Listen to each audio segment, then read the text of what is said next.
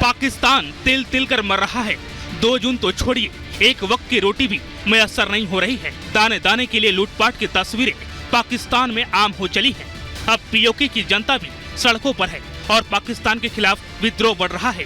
PoK के भूखी आवाम हुक्मरानों को लानत भेज रही है और उसी पीओके में अब मोदी की गूंज सुनाई दे रही है। लेकिन अपने ही देश में वोट की सियासत के लिए पाकिस्तान का समर्थन करने वालों की कमी नहीं है, जिन्हें सीएम योगी ने 2 टूक जवाब दिया है।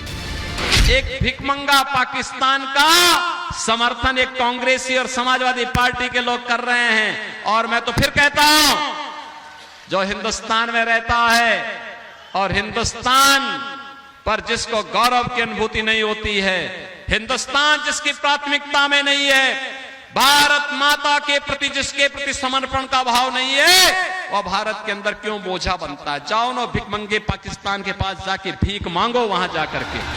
पीओके की जनता अब समझ गई है कि पाकिस्तान के साथ रहने से उनकी दुर्दशा और बढ़ेगी। ऐसे में पीओके के लोगों ने पाकिस्तान के खिलाफ बगावत छेड़ दी है। लेकिन अपने ही देश में कुछ सियासी हुक्मरान लोगों में पाकिस्तान के पास एटम बम के नाम पर खौफ पैदा करते हैं। अरे हमने कहा उससे पावरफुल एटम बम हमारे पास भी है, चिंता मत करो। उसका एटम बम फेंकने के लिए है तो हमारे पास हमारा एटम बम फ्रीज में रखने के लिए नहीं है। हम भी छेड़ेंगे नहीं, लेकिन कोई छेड़ेगा तो फिर छोड़ेंगे भी नहीं, हो कहीं भी होगा। यानी पाकिस्तान का समर्थन कर रहे हैं, इन बेशरमों को शर्म भी नहीं आती है।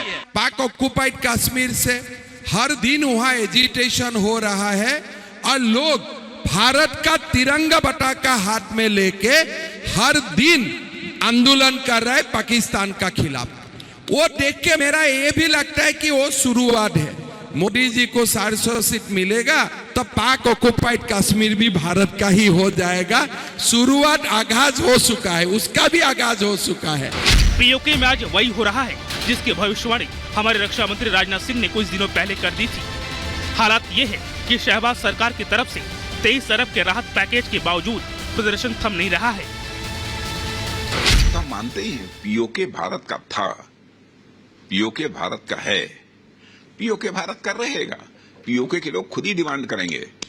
कश्मीर में जिस तरीके से डेवलपमेंट हो रहा है, जिस तरीके से अमन अमान की स्थिति जम्मू कश्मीर में पैदा हुई है और भारत जितनी तेजी के साथ आगे बढ़ रहा है, तो मुझे लगता है सारी स्थितियां जैसी बन रही है उसमें पीओके के लोग खुद ही कहेंगे कि हम भारत के साथ जाना चाहते हैं, हम अपने जम्मू कश्मीर के साथ जाना चाहते हैं। पीओके में पाकिस्तान के खिलाफ जो तस्वीरें हैं उसमें सबकी सिर्फ एक ही मांग है, पाकिस्तान से आजादी, पाक सेना की बर्बरता से छुटकारा।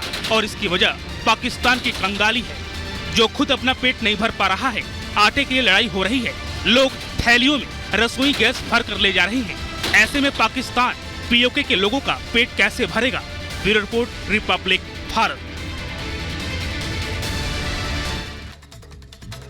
और चलिए अब बात करते हैं जिंदगी की जीत की। जी हां, हम बात कर रहे हैं झुंझुनू की, जहां पर खदान में फंसे हुए 14 लोगों को बाहर निकाल लिया गया है। तो एक बार फिर मौत हार गई और जिंदगी जीत गई। वो 14 लोग जो फंसे हुए थे, लिफ्ट की वजह से ये लोग फंस गए थे, जिन्हें सकुशल बाहर निकाल लिया गया है। 3 लोगों की हालत गंभीर बताई जा रही है, घायलों को जयपुर रेफर कर दिया गया है। दरअसल लिफ्ट टूटने की वजह से ये 14 लोग खदान में फंस गए थे, जिन्हें सकुशल बाहर निकाल लिया गया है। मेरे पैरों में फ्रैक्चर है, किसी के हाथ में फ्रैक्चर है, बाकी सब सेफ है। सब सेफ है, बिल्कुल सेफ है, कोई दिक्कत नहीं है। छोटे कितने लोगों को आई है? छोटे तो लगभग से ही है, 14 लोग हैं। 14 लोगों को लगभग से है, 3 लोगों को नहीं है। लगभग लोगों को चोट है, गंभीर चोटें, गंभीर। पैरों में फ्रैक्चर है, पैरों में सबकी फ्रैक्चर है, पैरों में फ्रैक्चर है सबके, बाकी सब सेफ है। और अगली खबर जम्मू कश्मीर से, जहां उधमपुर के जंगल में भीषण आग लग गई और जानकारी मिलने के बाद फायर ब्रिगेड की टीम भी मौके पर पहुंच गई है। 1 मिनट में पूरी खबर आप सबको बताते हैं। जम्मू कश्मीर के उधमपुर के जंगल में भीषण आग लग गई है। इस घटना से जंगल के आसपास इलाके में रह रहे लोग दहशत में आ गए हैं, क्योंकि जंगल से आग की ऊंची ऊंची लपटों के साथ काले धुएं का गुबार उठ रहा है। देखते ही देखते आग ने जंगल के आधे से ज्यादा हिस्सों को अपनी चपेट में ले लिया है।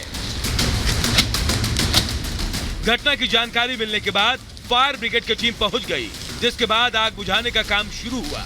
लेकिन आग इतनी विकराल हो गई थी कि उस पर काबू पाना आसान नहीं था। हालांकि किसी तरह जंगल में लगी आग को बुझा लिया गया, लेकिन तब तक कई पेड़ आग की वजह से जलकर राख हो गए।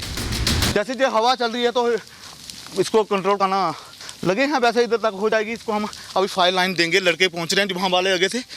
जंगल में आग किस वजह से लगी इसका पता नहीं चल पाया। फिलहाल पुलिस ने इस मामले में केस दर्ज कर छानबीन शुरू कर दी है। Bureau report, Republic Bharat.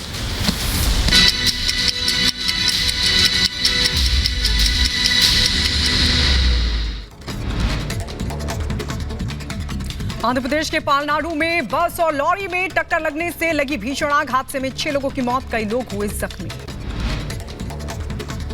Maharashtra के नांदेड़ में एक फाइनेंस कंपनी पर आयकर का छापा। 170 करोड़ की संपत्ति का खुलासा, 14 करोड़ कैश और करीब 8 करोड़ के जेवर बरामद।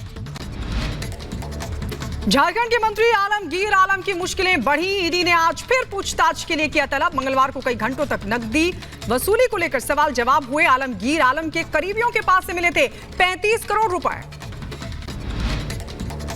जम्मू कश्मीर के कठुआ में सेना का अभियान तेज। सुरक्षा बल ने जटुआ वन क्षेत्र में तलाशी अभियान शुरू किया।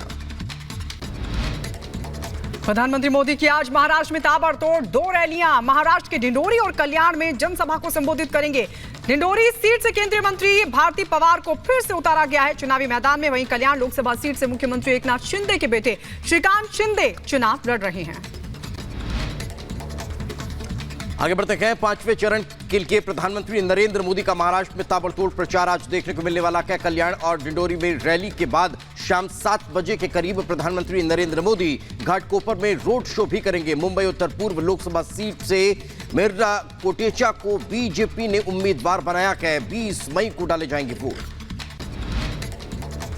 उधर बीजेपी के अध्यक्ष जेपी नड्डा आज 3 राज्यों में करेंगे चुनावी प्रचार। बिहार, पश्चिम बंगाल और ओडिशा में जनसभाओं को करेंगे संबोधित। बिहार के मोतिहारी में भी करेंगे जनसभा। इसके बाद पश्चिम बंगाल के मुर्शिदाबाद और बांकुड़ा सीट से बीजेपी प्रत्याशी के समर्थन में करेंगे वोटों की अपील। रात 8 बजे के करीब ओडिशा में चुनावी रैली होगी।